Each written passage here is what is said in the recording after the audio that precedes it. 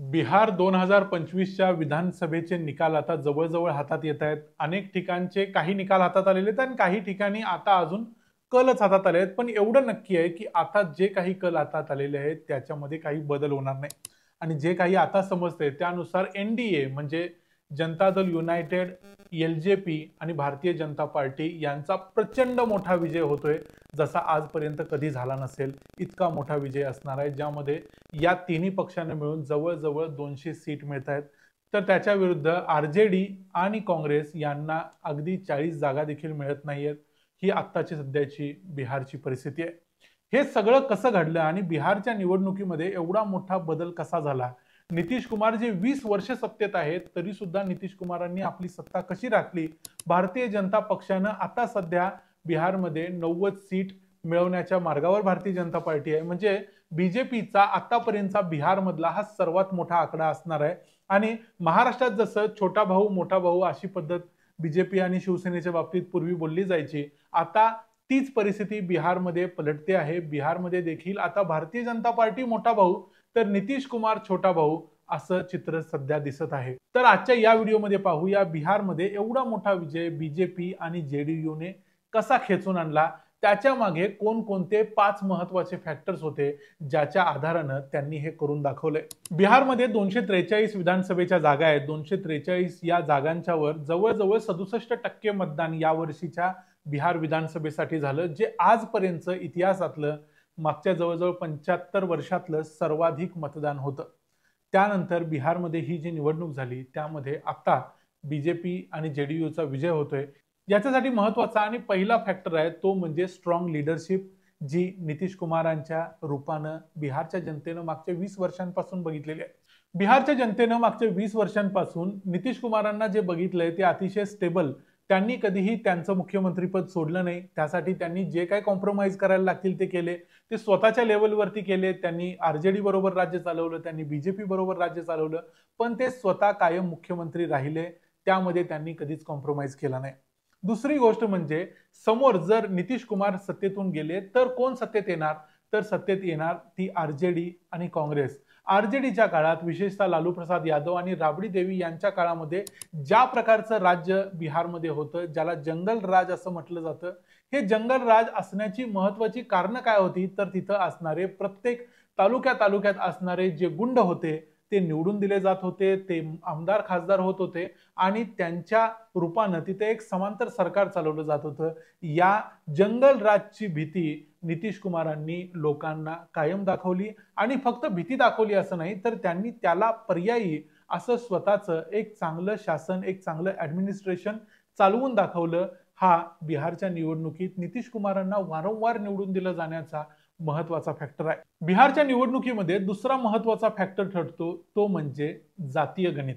आणि बिहारच्या निवडणुकीतलं हे जातीय गणित यावेळी भारतीय जनता पक्ष आणि जेडीयूनं बरोबर बसवलं.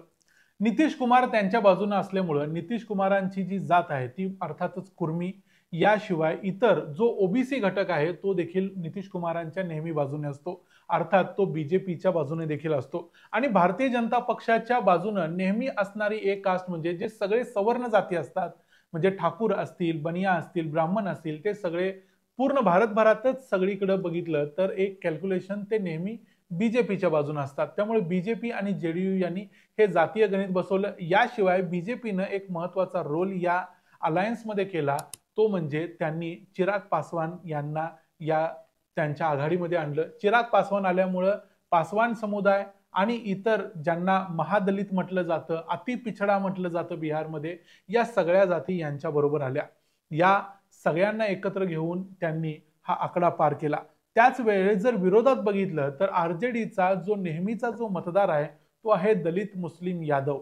या दलित मुस्लिमांनी आणि यादवांच्या पैकी देखील काही मतदार फोडण्यामध्ये बीजेपी यशस्वी झाली, कारण यातल्या यादवांचं पूर्णपणे मतदान आरजेडीला पडलं नाही. दुसरी गोष्ट म्हणजे मुस्लिम आणि दलितांचे मतदान देखील मोठ्या प्रमाणावर नितीश कुमार यांना झालं. या सगळ्या फॅक्टर्समुळे आणि अर्थातच बिहारमध्ये आणखी एक अँगल असतो तो म्हणजे बाहुबलींचा, म्हणजे गुंडांचा. अशा काही गुंडांना प्रत्येक पक्षाकडून तिकीट मिळत असतात. कितीही कुठल्या पक्षानं सांगितलं तरी सगळ्या पक्षांमध्ये अशा पद्धतीचे बाहुबली निवडणूक लढवत असतात. नितीश कुमारांच्या पक्षात देखील काही बाहुबली आहेत. त्यामुळं हे बाहुबलींचं जातीचं सगळं गणित नितीश कुमारांनी आणि बीजेपीनं बरोबर बसवलं. त्यामुळं त्यांच्या विजयाचा दुसरा महत्वाचा फॅक्टर ठरतो. नितीश कुमारांचं आणि बीजेपीच्या या सरकारचं महत्वाचं एक वैशिष्ट्य म्हणजे त्यांनी जे काही योजना घोषित केल्या त्या योजनांची अंमलबजावणी जमिनीच्या लेवलवरती केली. मगाशी आम्ही मागच्या एका व्हिडिओमध्ये सांगितलं की जीविका दीदी नावाची ज्यांची स्कीम आहे, जी SHG म्हणजे सेल्फ हेल्प ग्रुपसाठी, बचत गटांसाठी जी योजना केली जाते, या अंतर्गत जवळजवळ 1.4 कोटी महिलांना 10,000 रुपये त्यांच्या खात्यात दिले गेले.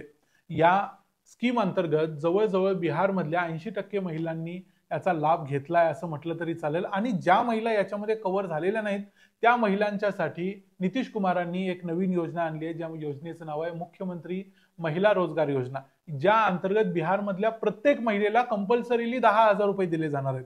कोणतीही जात वर्गवारी, तिचा इकॉनॉमिक, तिची स्थान हे काही न बघता प्रत्येकाला 10,000 दिले जातील. म्हणजे एक प्रकारे आपल्याकडे जी लाडकी बहीण योजना आहे अशा पद्धतीची जी योजना आहे, अशा काही योजनांची जी डिलिव्हरी आहे ती त्यांनी योग्य प्रकारे केली. महिलांना, शाळेत जाणाऱ्या मुलींना सायकली वाटल्या. या सगळ्या योजनांची जी अंमलबजावणी आजपर्यंत बिहारमध्ये होत नव्हती. आपणा सर्वांना एक गोष्ट माहिती आहे की देशातल्या सरकारकडे जितके पैसे जातात त्यातले सर्वात जास्त पैसे सरकार खर्च करतं उत्तर प्रदेश आणि बिहारमध्ये. या सरकारांच्याकडे पैसे पोचतात पण ते पैसे खाल्ले जातात, भ्रष्टाचार होतो. पण नितीश कुमारांच्या राज्यात हा भ्रष्टाचार थोडा कमी झाला आणि पैसे जमिनीपर्यंत पोहोचण्याची जी शक्यता आहे ती वाढली. म्हणून त्यांनी दिलेल्या या डिलिव्हरीमुळे त्यांना निवडून येण्यासाठी लोकांनी मदत केली.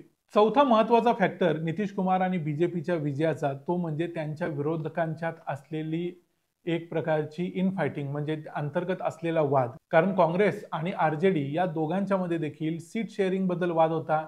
शेवटच्या क्षणापर्यंत आघाडी होणार की नाही होणार याबद्दल देखील चर्चा होती. याशिवाय CPI ML सारखे काही पक्ष होते, त्यांना देखील जास्त सीट हव्या होत्या. भलेही त्यांना आपले उमेदवार निवडून आणता येवत न येवत, काँग्रेसला देखील आलेले नाहीत. काँग्रेसचे देखील आता फक्त 4 उमेदवार आघाडीवर आहेत. म्हणजे या सगळ्या गोष्टींच्या मुळे आणि काही ठिकाणी जर बघितलं तर RJD आणि काँग्रेस यांनी एकत्र आघाडी केली असली तरी 8 ते 10 सीटवरती ते एकमेकांच्या विरोधात देखील लढलेले. या सगळ्या गोष्टींच्या मुळे विरोधक एक प्रकारे स्वतःलाच मारत राहिले. आणि दुसरी गोष्ट म्हणजे राहुल गांधी पूर्ण वेळ तिथं प्रचार करू शकले नाहीत. त्यांचा जास्त जोर हा वोट चोरीच्या मुद्द्यावर आणि इतर मुद्द्यांवरती राहिला. त्यांना कदाचित या निवडणुकीच्या काळातच एक प्रकारचा जो कॉन्फिडन्स नेत्याकडे असावा लागतो तो नव्हता की काय. त्यामुळे त्यांनी जास्त करून या निवडणुकीत भाग न घेता तेजस्वी यादव यांच्यावर सगळी मदार सोपवली. तेजस्वी यादव यांना दुसरं खिंडार पाडलं ते तेजस्वी यादव यांचे भाऊ असलेल्या तेजप्रताप यादव यांनी. त्यामुळे या अंतर्गत युद्धामुळे यादवांच्यातल्या आणि काँग्रेस आणि त्या महागठबंधन मधल्या युद्धामुळे बीजेपी आणि JDUला एक चांगली संधी मिळाली आणि त्याचं त्यांनी सोनं केलं. नितीश कुमारांच्या आणि बीजेपीच्या विजयाचं आणखी एक महत्वाचं आणि पाचवं कारण म्हणजे चांगलं कॅम्पेनिंग आणि एक चांगलं नॅरेटिव्ह सेट करणे. भारतीय जनता पक्ष कुठेही निवडणूक लढवो, अगदी ती नगरपालिकेची निवडणूक जरी असेल तरी तो पूर्ण ताकदीने त्याच्यामध्ये उतरतो आणि आपली सगळी शक्ती पणाला लावतो. अगदी त्यामध्ये पंतप्रधानांना जरी भाषण करावं लागलं तरी त्याची फिकीर तो पक्ष करत नाही. याचं काय इमेज दिसेल किंवा याचा काय अर्थ लावला जाईल याची काळजी ते करत नाहीत. निवडणूक अत्यंत सिरियसली घेणारा पक्ष म्हणजे बीजेपी आहे. बीजेपीकडे RSSचा एक काडर आहे, त्याशिवाय त्यांच्या पक्षाचा एक काडर आहे. जनता दल युनायटेड या पक्षाकडे त्यांचा एक काडर आहे. त्यामुळे यांनी आपल्या काडरला कामाला लावलं, जमिनीवर काम केलं. जे नॅरेटिव्ह सेट करायचं काम असतं ते भाजपची IT सेल आणि त्यांच्या इतर जे सोशल मीडिया कॅम्पेनिंग आहे त्यांच्या माध्यमातून तर केलं जातच. त्यामुळे पंतप्रधान स्वतः उतरले, बीजेपीचे अनेक मंत्री बिहारमध्ये गेले, त्यांनी तिथं प्रचार केला.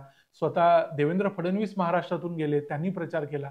जवळजवळ भारतातल्या सर्व मुख्यमंत्र्यांना त्यांनी तिथं नेऊन प्रचार करवला. या त्यांच्या कॅम्पेनिंगच्या सिरियसनेसमुळे देखील या त्यांचा विजय सोपा झाला असं म्हणता येईल.